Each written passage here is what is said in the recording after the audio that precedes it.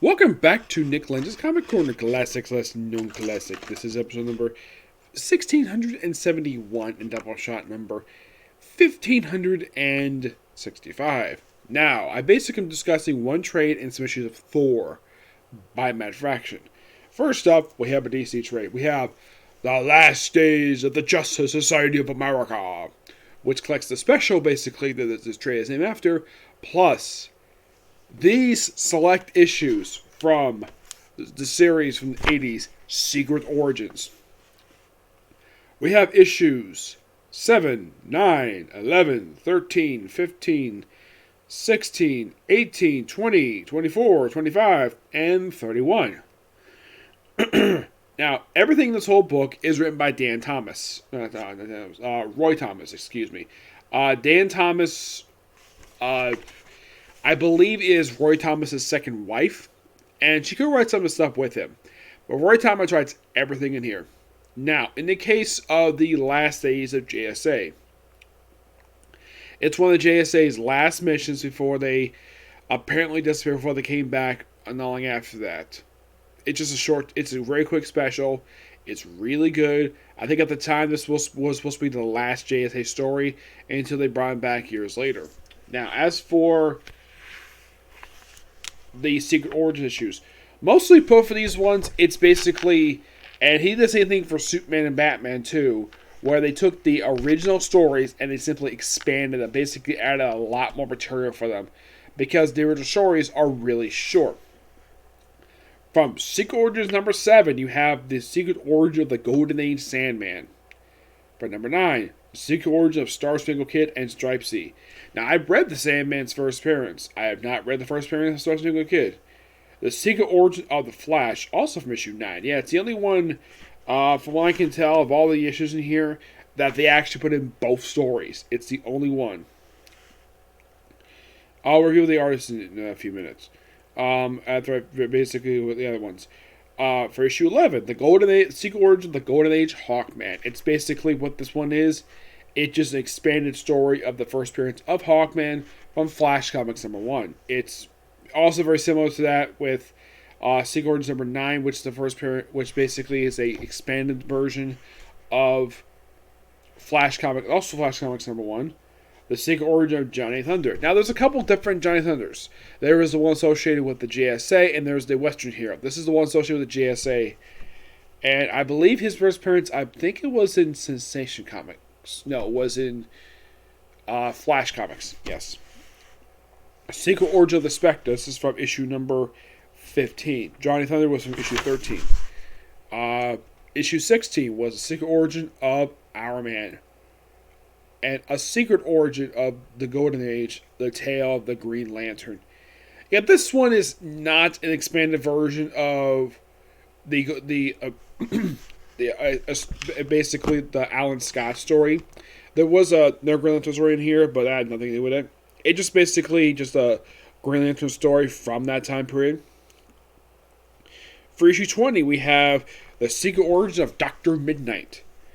For issue 24, The Secret Origin of Dr. Fate.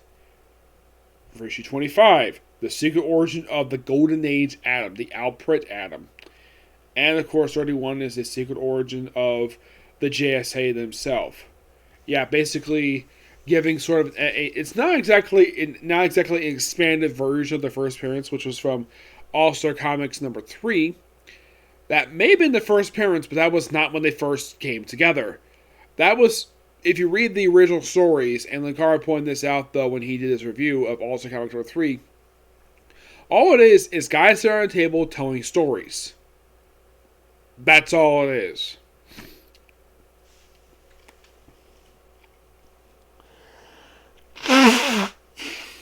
Oh, by the way, the artwork for these stories.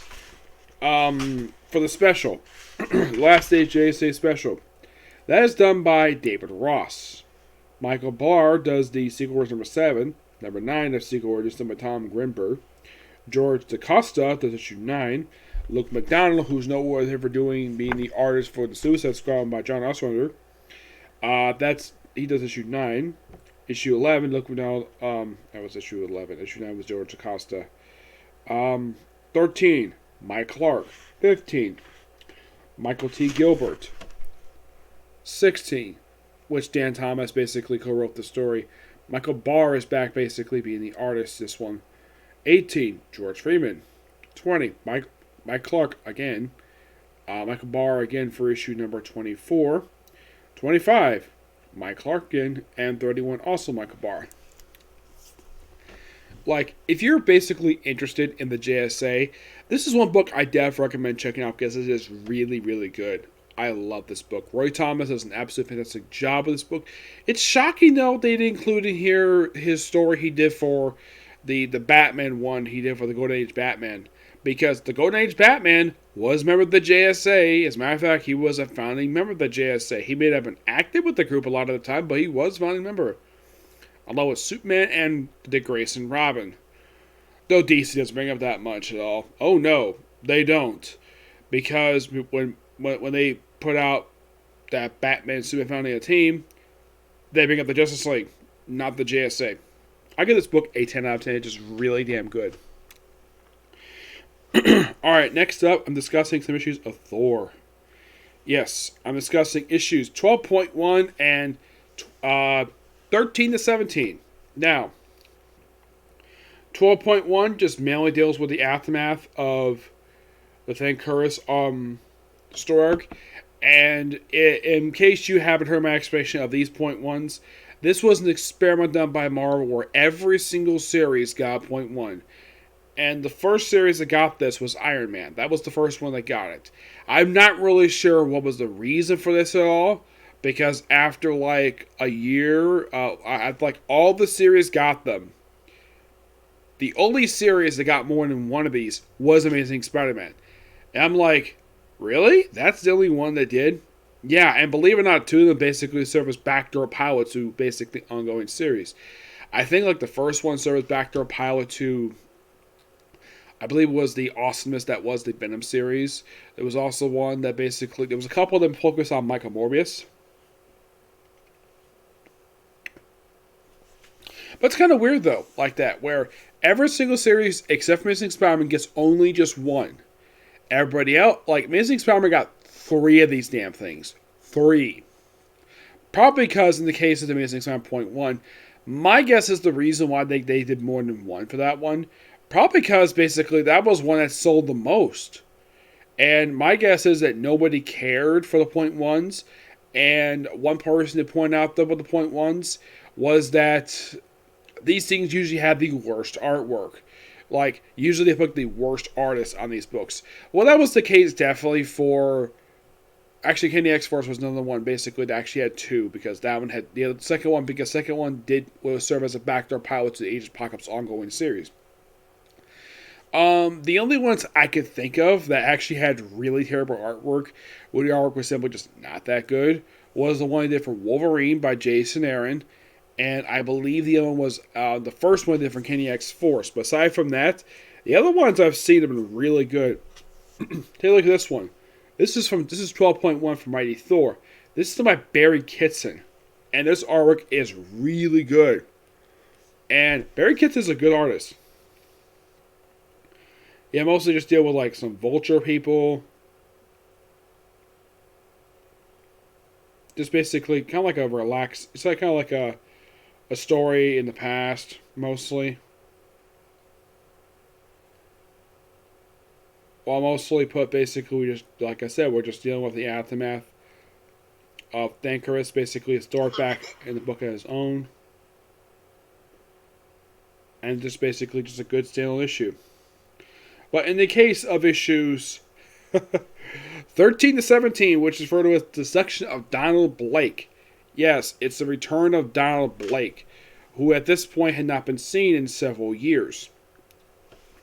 Now, this, unlike the previous story arc, this is only 5 issues. Yeah, that's quite weird though about the Mighty Thor run, is that the opening story arc was 6 issues. The second story arc was only 5 because 7 was a standalone issue, and then after the .1, we had a 5-parter that happened next. Now, this particular story arc is simply the return of Donald Blake. Yes, he is basically a separate entity from Thor for the first time ever. He's basically figured his life meaningless, so he decided to start a sexual relationship with the Enchantress. Yes, seriously. The Enchantress. Why in the world the Enchantress? I have no idea. It's by far one of the strangest things.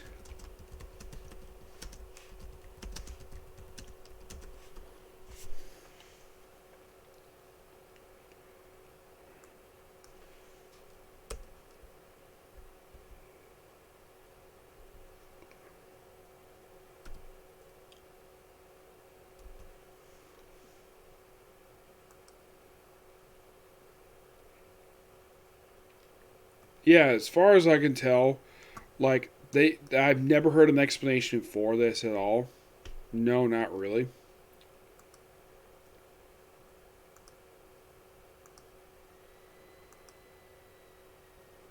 Here we go. Let's see.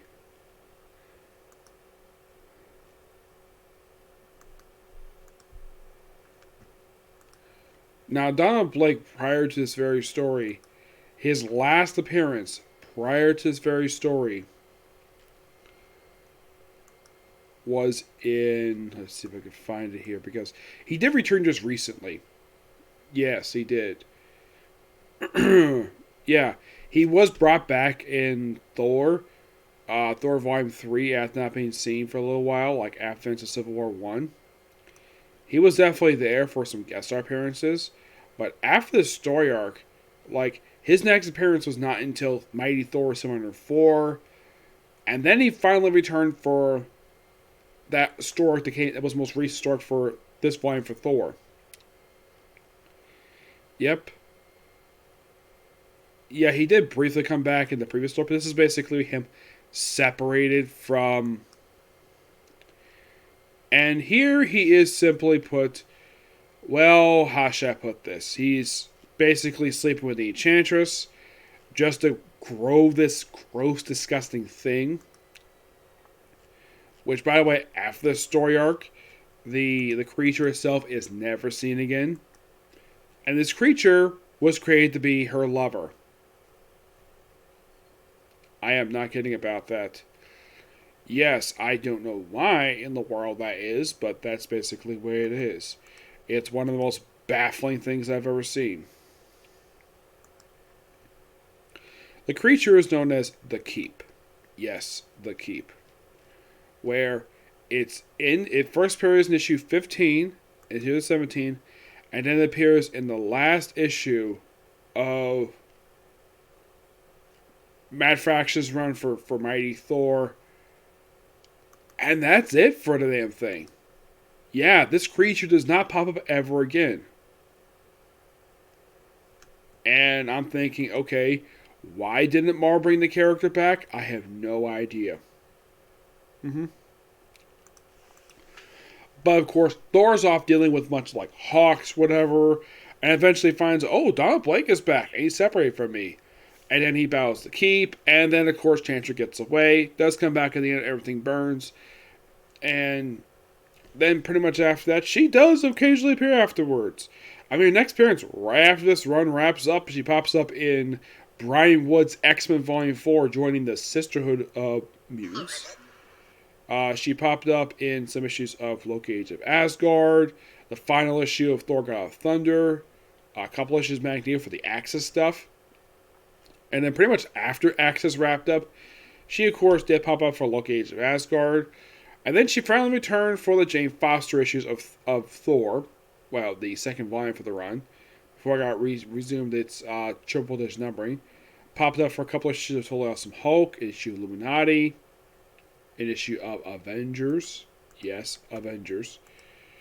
Where this particular issue was the fill-in gap between issues like 16 and 17 of.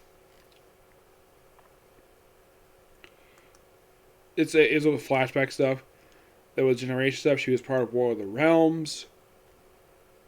And after War of the Realms wrapped up, she's since popped up pages of Captain Marvel.